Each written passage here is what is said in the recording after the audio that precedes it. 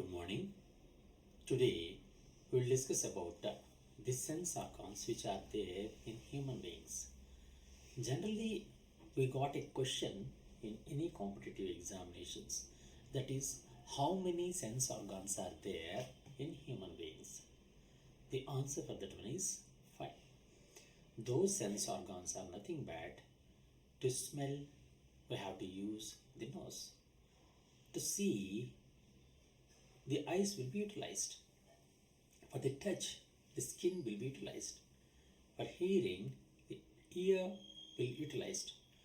To know the taste of any substance, we have to use the tongue. So that the nose, eyes, skin, ears, tongue, these 5 together are called as the sense organs. And on this topic, we have to learn some more questions which will definitely cover in competitive examinations. Let's see that. First of all, we have to know what is sensory nervous system. The sense organs are the organs that respond to external stimuli by conveying impulses to the sensory nervous system.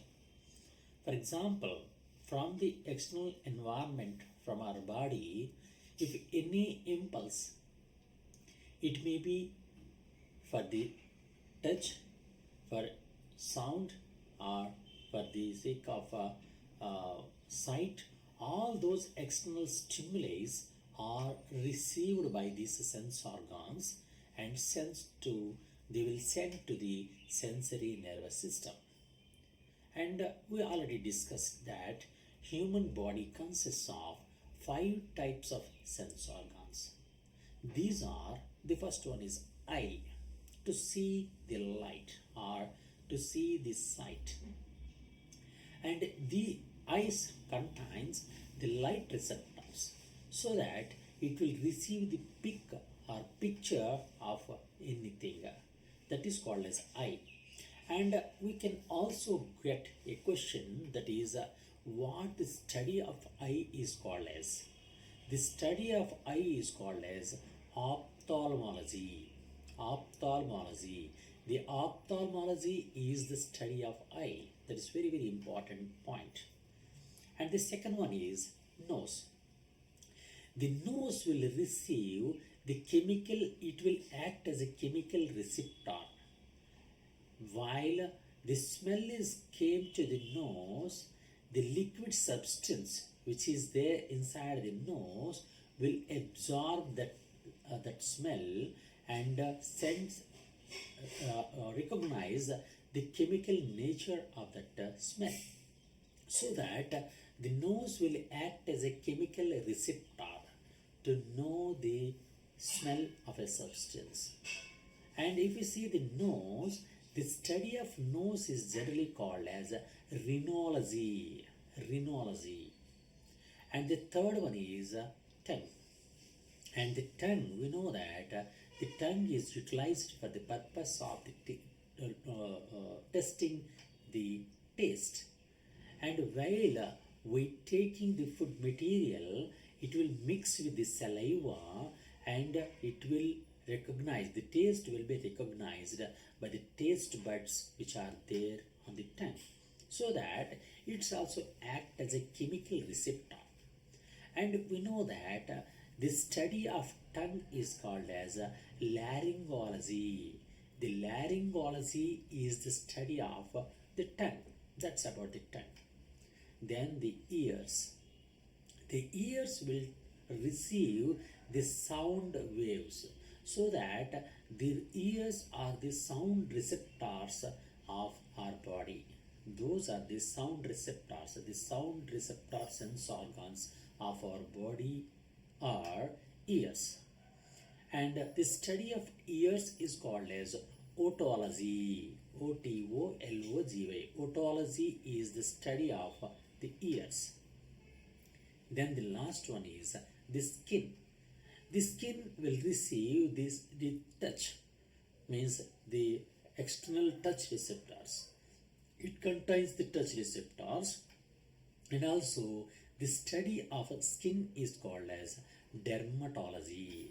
Dermatology is the study of the skin. And also we have another important question, that is the largest organ of the human body is, what is, generally the question will be appear like what is the largest organ of the human body is, then the answer for that one is the skin. The skin is the largest organ of our human body.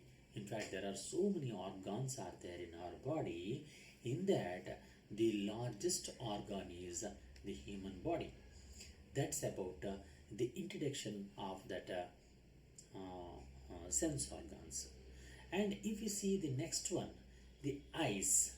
If you see the first one, the sense organs, we have to discuss about all these five sense organs detailedly.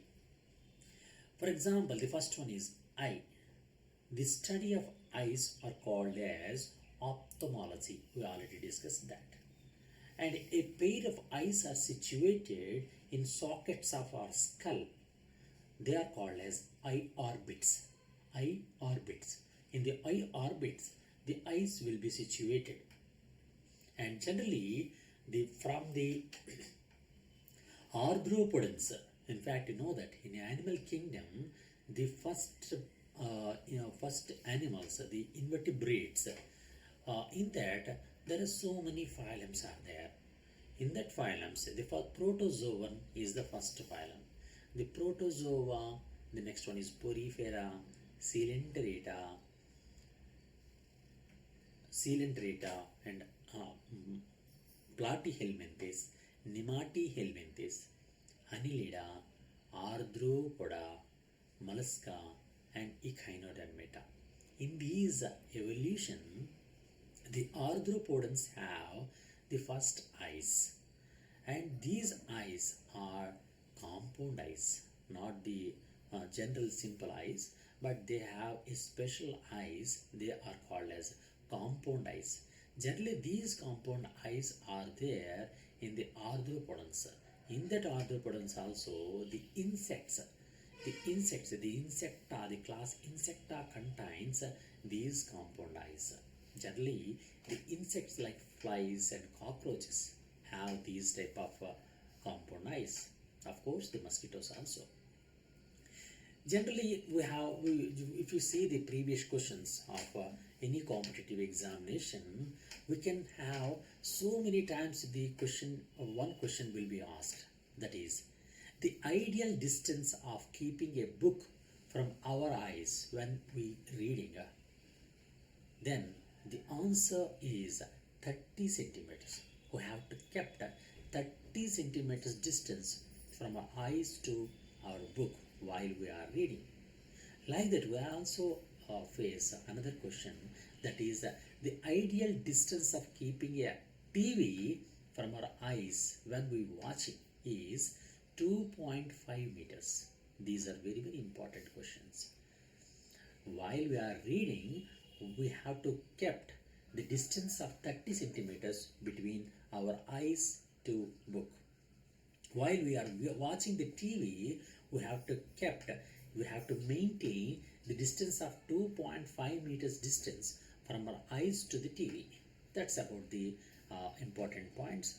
And also, if you see the ear structure, for each eye, 6 muscles will work together to control the eye position and movement. In fact, we'll change the vision from one place to another place, and we'll change that eyeball. For that purpose, 6 muscles. How many muscles? 6 muscles will be utilized for the purpose of to control the eye position and the movement. In these 6 muscles, we have a special muscle that is called as inferior oblique. This inferior oblique muscle is the shortest of all the eye muscles. We know that all the 6 muscles are there. We don't require all the names of that 6 muscles, but we have to remember the name of one muscle that is called as inferior oblique. Why? Because the inferior oblique is the shortest of all the eye muscles. Because of that, we have to remember the inferior oblique. And if you see the persistence of vision, generally we did not recognize the change of the screens from one place to another place, the fast changing of that vision. The persistence of vision of a normal human eye is 1 by 16th second. We can recognize the different pictures while the picture is changed after the time of 1 by 16th second only. If the pictures are changing below the 1 by 16th second, we cannot recognize the difference between all these pictures. With the help of this one, we can make the cinemas. In fact, the cinemas are so many pictures will be there. They will change within the short period of 1 by 16th second, so that we cannot recognize the various slides or various pictures from individually, so that it will appears like a continuous picture. That is the phenomenon which is there inside that cinema making. And the persistence of vision means the ability of the human eye to continue to see the image of an object for a very short duration. And also, if you see that the accommodation is a feature of adaptation of human eyes to see near and distant objects. And if you see the structure of the eye, this is the structure of eye. And this structure of eye, if you see that in this, it is a round egg-shaped ball. The eye is a round egg-shaped ball, and it contains a layer around the eye. And that layer, generally if we see this layer is there. This is called as sclera. One sclera layer is will protect the eyeball, and inside that there are two chambers are there. See this one white, this one is there in white in color and red in color. These two are the chambers which are there inside the eyes. In this, the white colored chamber, generally see this is the white colored chamber. This chamber is called as aqueous body. Aqueous body. One liquid will be there inside this chamber. This chamber is called as aqueous layer. And inside that, see this is the red, it is showing in red in color. This is called as vitreous body. This is called as vitreous body. The aqueous body and vitreous body. Between these, one lens will be there. This is the lens. See this is the lens. One concave lens will be there. This concave lens is protected by some muscles. And before this lens, we have a cornea. We know that the eye generally contains the black colored round structure, and also one layer will be there on the eye, that is called as cornea. And this cornea contains a black ball is there. See this black ball will be there at the center point. Black ball will be there. This black thing is called as a pupil. Like this, the pupil will be there. And while we watching, the picture will come from this cornea and enters into this from aqueous layer to vitreous layer. In this, the lens will act to project that image onto the inner side membrane. This membrane, the last membrane, this yellow colored membrane is called as cornea. While the cornea get that image, it will receive the light receptors, and the image will be sent from this nerves. See some nerves are there. These nerves are called as optic nerves. This optic nerve will enter into the, it will carry the image to the brain. Like this, the eyeball will work. This is about the structure, the basic structure of the eye. And if you see the questions which are on the topic of the vision, generally it is a binocular vision. Seeing of one object with two eyes is called as a binocular vision. Binocular means two eyes vision. For example, the eagles, the human beings, the snakes all have the binocular vision. And also, if you see that in animals, some monocular vision is also there. Seeing two different objects with two eyes is called as monocular vision. Monocular vision means mono means one eye vision. With one eye, they will see all the things on that side. That vision is called as monocular vision. While we, the human beings, will watch one substance with two eyes also together. So that is called as binocular vision. And if we see the monocular vision animals are generally herbivores and are prey animals. For example, the animals are generally called as two types. Those are the herbivores and carnivores. The herbivores are nothing but they will feed on the plants only. Those are called as herbivores. While if you see that carnivores means they will eat the flesh of the animals, then they are called as carnivores. If you see this, the monocular vision will be present in the herbivores. All the herbivores contains this monocular vision. For example, the lizards, horses, bats, rabbits, small birds and fishes. All these have this monocular vision. And in this, there are two types of visions are there. The mosaic vision, telescopic vision.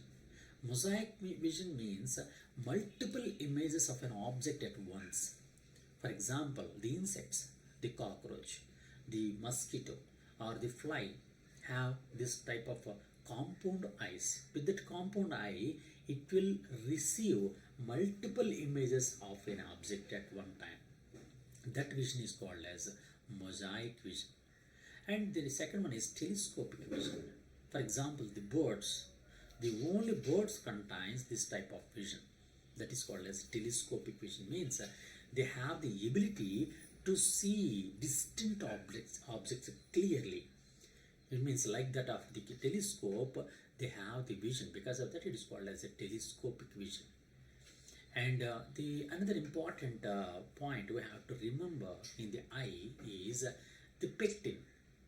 In fact, the pectin or pectin oculi is a comb-like structure of blood vessels belonging to the choroid in the eye of the bird. For example, if you see the birds contain a special structure, a special comb-like structure that is called as pectin.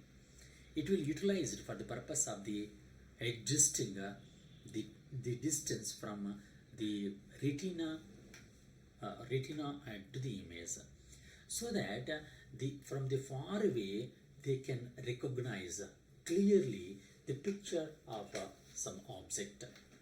So that the pectin is the advanced part which is there inside that bird's eye. It is a non-sensory pigmented structure that projects into the vitreous humor from the point where the optic nerve enters the eyeball. This pectin also helps to reduce the number of vessels, which is in turn increase the sharp eyesight of the birds. That is the importance of this pectin. In fact, the pectin is utilized for the purpose of to recognize the clear picture from far away. Okay, that's about the pectin. And the next one is phrenosoma. Means one horned lizard is there, that is called as a phrenosoma.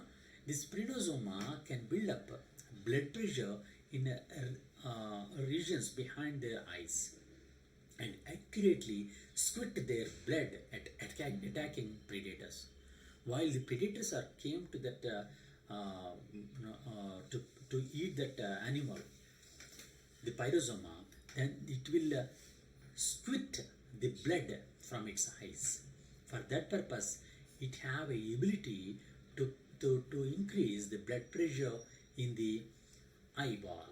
That is the speciality of this pyrosoma. Okay, that's about the remaining things. And if we see the structure of human eyes, the human eye mainly consists of three parts, that is the fibrous tunic, vascular tunic, and retina. There are three parts will be there. The fibrous tunic means it is the outermost layer of eye formed of cornea and sclera that supports deeper structure and provides shape to the eye. For the to get a special shape to the eye, the fibrous tunic will be helpful. And the second one is vascular tunic or uvea. It is the middle layer formed of iris, ciliary body, choroid, and pigmented epithelium. All these are generally called as vascular tunic. The last innermost layer is called as retina. Okay, that's about the structure of this one.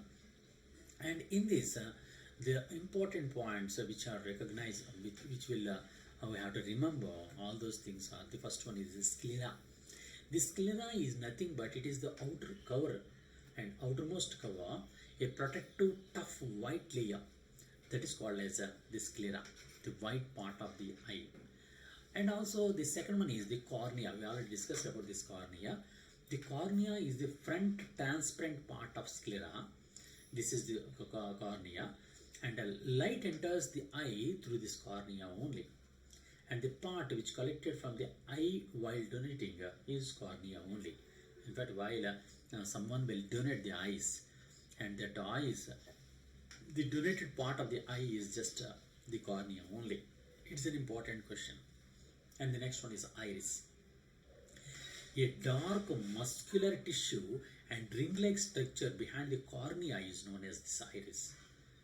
The color of the iris actually indicates the color of the eye. The iris works like a diaphragm which was present in the camera. See this. What is the structure which works like a diaphragm present in the camera? The question for that, the answer for that question is iris, and it controls the amount of light that enters the eyes. And also, a small opening in the iris will be there. That is called as a pupil. It is its size is controlled with the help of iris. And pupil is presented a back layer of cornea.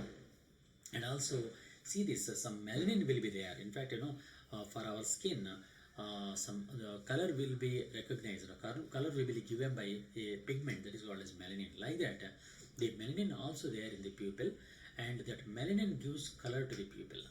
That's about the pupil. Then the next one is the lenses. See this. Generally, one concave lens will be there in the eye, and behind the pupil there is a transparent structure called a lens. By the action of ciliary muscles, it changes its shape to the focus light on the retina. It will helpful for the focusing of the light or image on the retina. It becomes thinner to focus on distant objects and become thicker to focus on the nearby objects. Like that it will works. And for example, the Indian scientist will be there that is called as Harminder Dua, discovered the new layer in cornea and named it as a Dione layer. See this? His name is Harminder Dua. So that he recognized one layer, another layer, a new layer on the cornea, and named himself as a Dione layer. These layers can prevent in cornea with the thickness of 15 microns only. Only 15 microns. The conjunctive layer covers this cornea, of course. That's about the lens. And the next one is choroid. It contains so many blood vessels also. Of course, that is about the choroid. And the last one, the important thing is retina. The layer retina is very, very important thing. As this is the innermost layer of an eye, which get oxygenation from retina vessels as well as from the blood vessels of the choroid also. That's about the retina, and it is a light sensitive layer that consists of numerous nerve cells. In fact, the retina contains numerous nerve cells. It converts images formed by the lenses into electrical impulses. See this? This is the very important point. The retina will convert images formed by the lenses into electrical impulses. That is the main important question. These electrical impulses are then transmitted to the brain through the optic nerve. That's about the importance of this retina. Then the next one is optic nerves. The optic nerves are of two types will be there. These include cones and rods. The ratio of rods and cones is 15:1. In fact, at the point of this optic nerve, the retina contains two types of cells. Those two types of cells, someone appears like a cones, so that those are called as cone cells, and someone appears like a rod shaped, so that those are called as a rod cells. And these cone cells and rod cells, if you see these, the rod cells are more than the cone cells. The ratio of this rods is to cones is 15:1. 15:1. It's a very, very important point. And if you see the rods, they are more in number. And these cells consist of a colored pigment that is called as a rhodopsin. See this? For the purpose of working of the rods, there should be a pigment. That pigment is called as rhodopsin. These rod cells work at very low levels of light also. We use these for night vision. The night vision of our eye will have the capacity because of this rod cells only. And because only a few bits of lights, the photons, can activate a rod also. A person who is having night blindness does not contain these rod cells. It's an important point. The rod cells are absent in the persons who have this night blindness. Because of that, he got that problem. And due to the vitamin A deficiency, these rods does not produce the colored pigment rhodopsin. Because of this, the night blindness will occur. See this, we already discussed that the rhodopsin, the pigment rhodopsin, is very, very important for the proper function of the rods. But for the synthesis of this rhodopsin, we require vitamin A.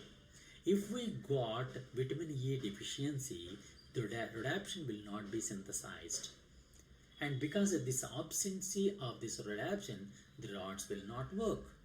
That problem is called as night blindness. That is the main mechanism which is there inside this night blindness. And the organisms with the most number of rods, the animals which have the most number of rods is owl. We know that the owl bird have more number of rods as it is the nocturnal animal. That's about the rods. And the second one is cones. They are less in number compared to the rod cells. These are more sensitive to the bright light only. They will work in the bright light only.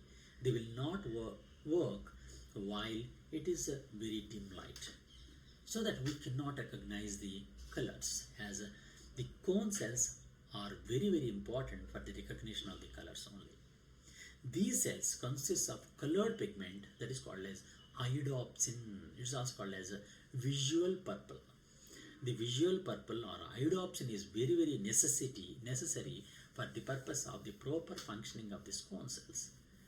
These cells are used to identify green, blue, red colors. These colors are called as primary colors. You know that what are the primary colors? The primary colors are nothing but the green, blue, and red. These primary colors are recognized by the cone cells only in the eye. A person who is having color blindness does not have these cone cells. See this, the cone cells are very important cells for the purpose of the identification of the colors. If the cone cells are not there or the cone cells are not working, then the person will not have the capacity to recognize the colors. That problem itself is called as color blindness, or It's also called as a nyctalopia. Okay, of course. And also, if you see this yellow spot, a yellow spot is that area in the retina which has maximum number of cone cells and is thus also known as the region of brightest region. It is also called as fovea centralis or macula lutea. Macula lutea or fovea centralis is the part which contains more number of cone cells. Okay, that is the spot. Just that is a spot. When an eye is looking directly at an object, light rays from that object are focused on the macula lutea. This is the oval yellow spot that is present near the center of the retina, means exactly the back of the eye. The yellow spot is the center of the eye and sharpest sight place. That's about the importance of this yellow spot. And also in the eye, one black blind spot is also there. That is nothing but at the junction of the optic nerve and retina, there are no sensory nerve cells. So no vision is possible at that point and is known as a blind spot. That is the blind spot. The blind spot is nothing but in that spot there is no vision, as it doesn't contains means it is a junction of the optic nerves and retina. Okay, that's about the blind spot.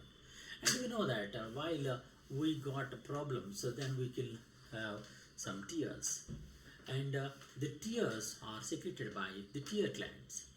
The tear glands are also called as lacrimal glands. These lacrimal glands located above each eyeball continuously supply tear fluid that's wiped across the surface of your eye each time you blink your eyelids. In fact, you know that these tear glands or lacrimal glands will give continuously the tears. Okay, not only at the time of the problems, but also all the time it will, while we are blinking the eyelids, it will secrete those tears to clean our eyes. Excess fluid drains through the tear duct into the nose, of course, and salt present in an eye is generally sodium chloride. In fact, these are the main questions which you got in the competitive examinations. And the next one is enzyme present in an eye is isozyme. Isozyme is the enzyme which is present in the eye, and the salt which is present in the eye is sodium chloride. Those are the important points which are very, very important for the eye. This is about the structure of eye, and in next class we will discuss about the problems which are faced by the eye, the diseases which is faced by the eye. And at present I wanted to sign out, and thank you for watching. If you have any doubts, please comment me through this comment box. I will definitely rectify those type of questions. Okay, thank you. God bless you.